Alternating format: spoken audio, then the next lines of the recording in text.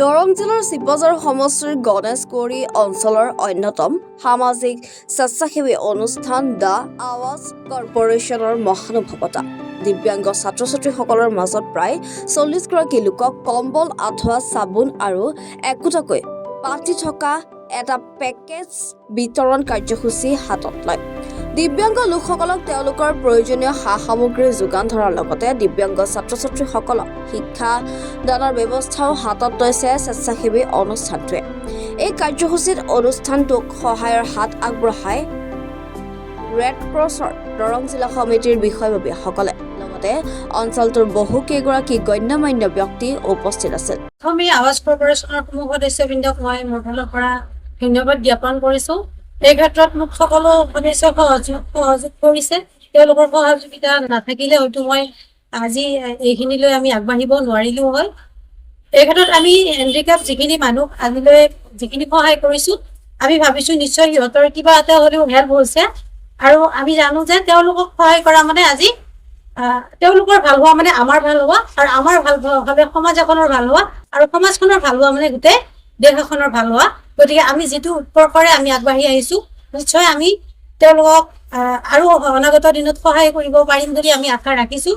কাৰণ যেতিয়ালৈকে আমি আৱাজ কৰ্পোৰেশ্যনৰ আমাৰ সদস্যবৃন্দই আমাৰ লগত থাকিব, আমি সদায় সকলো কামতে সুকলমে আগবাঢ়িব পাৰিম। এই ক্ষেত্ৰত কিন্তু মই আজিৰ যিখিনি ডিষ্ট্ৰিবিউশ্যন হৈ গ'ল, সেইখিনিৰ ভিতৰত আছিল ব্লেংকেট দিয়া গৈছিলে, আঁঠুৱা দিয়া গৈছিলে আৰু পাতি, লগতে চাবোন দিয়া গৈছিলে।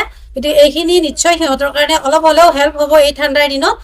আৰু এই ক্ষেত্ৰত বিনীতা দাস কিন্তু মোৰ লগত আমাৰ NGOৰ হয়, প্ৰেচিডেণ্ট হয়, আৰু মানে বহুত হেল্প কৰিছে, খোজত খোজ মিলাই আগবঢ়াইছে।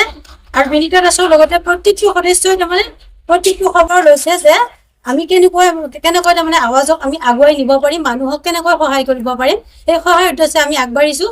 নিশ্চয় আমি ৰাইজৰ পৰাও সহায় সহযোগিতা পাম বুলি আশা কৰিছোঁ, আৰু অনাগত দিনত আমি এনেদৰে সদায় সহায় কৰি যাম বুলি আশা কৰিছোঁ। আজি প্ৰায় আমি 40 গৰাকী দিব্যাংগক আমি বিতৰণ কৰিছোঁ।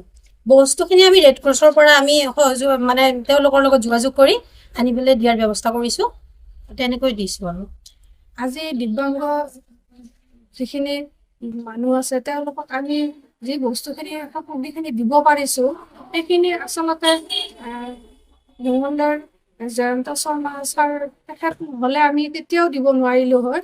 গতিকে তেখেতক আমাৰ ফালৰ পৰাই অশেষ ধন্যবাদ থাকিল, আৰু আগলৈকেও যাতে তেওঁ আমাক এনেদৰে সহায় কৰি যায় তাৰে আশা থাকিল। চিপাঝাৰৰ পৰা আসলাম উদ্দিন আহমেদৰ ৰিপৰ্ট, এনি ভাৰত 24।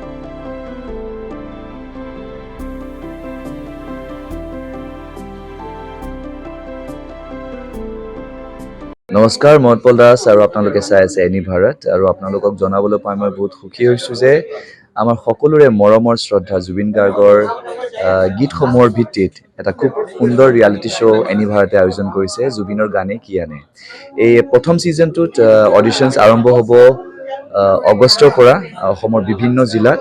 গতিকে মই সমূহ কলা কুশলী, বিশেষকৈ যিসকল প্ৰতিভাশীল গায়ক গায়িকা আছে আমাৰ সমাজত, তেওঁলোকলৈ মই এটা আহ্বান জনাইছোঁ, তেওঁলোকে প্ৰস্তুত হওক এই ৰিয়েলিটি শ্ব'ৰ বাবে।